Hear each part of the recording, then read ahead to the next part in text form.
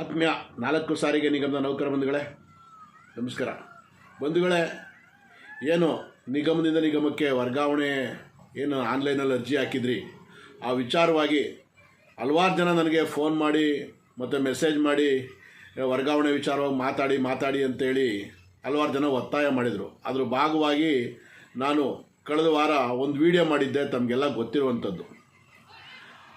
ಮಾಡಿ ಸಂಬಂಧಪಟ್ಟವ್ರ ಹತ್ರ ನಾನು ಈ ವಿಚಾರನ ಮಾತಾಡಿದ್ದೆ. ಯಾಕೆಂದರೆ ವ್ಯವಸ್ಥಾಪಕ ನಿರ್ದೇಶಕರಿಗೆ ನಾನು ನೇರವಾಗಿ ಹೇಳಿದ್ದಂಥದ್ದು, ಏನು ಮಾಡ್ತಾಯಿದ್ದೀರಿ ಪಾಪ, ಇವತ್ತು ನೌಕರರು ಮಕ್ಕಳು ಎಲ್ಲಿ ಸೇರಿಸ್ಬೇಕು ಏನು ಅಂತ ಗೊಂದಲ ಆಗ್ತಾಯಿದೆ, ದಯಮಾಡಿ ಇದನ್ನು ಬಿಡುಗಡೆಗೊಳಿಸಬೇಕು ಅಂತೇಳಿ ನಾನು ಒತ್ತಾಯ ಮಾಡಿದ್ದೆ.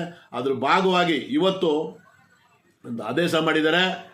ಏನಪ್ಪ ಅಂದರೆ 8/6/2026ಕ್ಕೆ ಪ್ರಭಾವಕಾರಿಯಾಗಿ ಬಿಡುಗಡೆಗೊಳಿಸ್ತಾ ಇರುವಂಥದ್ದು ವಿಚಾರ. ಜೊತೆಗೆ 11/6/2026ರಿಂದ 17/6/2026 ತನಕ ಮತ್ತೆ ಅಲ್ಲಿ ಘಟಕ ಮತ್ತು ಕಚೇರಿ ಯಾವುದಕ್ಕಾದ್ರೂ ಸೆಲೆಕ್ಟ್ ಮಾಡ್ಕೊಳ್ಳಿಕ್ಕೆ ಅಲ್ಲೂ ಕೂಡ ಆನ್ಲೈನ್ ಪ್ರಕ್ರಿಯೆ ಇದೆ.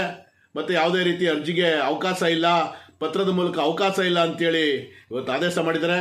ಮೊದಲನೇದಾಗಿ ವ್ಯವಸ್ಥಾಪಕ ನಿರ್ದೇಶಕರಿಗೆ ಮತ್ತು ಏನು ಅಧಿಕಾರಿಗಳ ಕಮಿಟಿ ಇತ್ತು, ಆ ಕಮಿಟಿಗೆ ನಮ್ಮ 4 ನಿಗಮದ ನೌಕರ ಪರವಾಗಿ ಅಭಿನಂದನೆಗಳ ಸಲ್ಲಿಸ್ತೇನೆ. ಯಾಕೆಂದರೆ ಇವತ್ತು ನಮ್ಮ ಏನು ಹೇಳಿದ್ದೆ ಆ ವಿಚಾರನ ಅವ್ರಿಗೆ ಮುಟ್ಟಿಸಿರುವಂಥ ಕೆಲಸ ಆಗಿತ್ತು. ಅದರಿಂದ ಈ ಬೆಳವಣಿಗೆ ಆಗಿದೆ.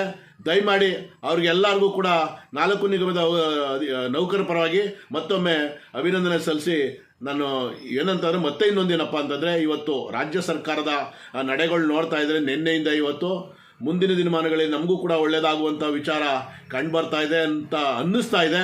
ನೋಡೋಣ, ಅವ್ರು ಪ್ರಯತ್ನ ಮಾಡೋಣ, ಖಂಡಿತ ಬಿಡೋದು ಬೇಡ. ಅವ್ರ ಹತ್ರ ಹೋಗಿ ಏನು ಮಾತಾಡಬೇಕು ಏನು ಬಿಡಬೇಕು ಅಂತೇಳಿ ತಯಾರಿ ಮಾಡ್ತಾ ಇದ್ದೇವೆ.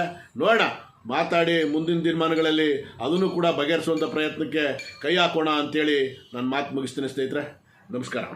ಜೈ ಹಿಂದ್, ಜೈ ಕರ್ನಾಟಕ ಮಾತೆ.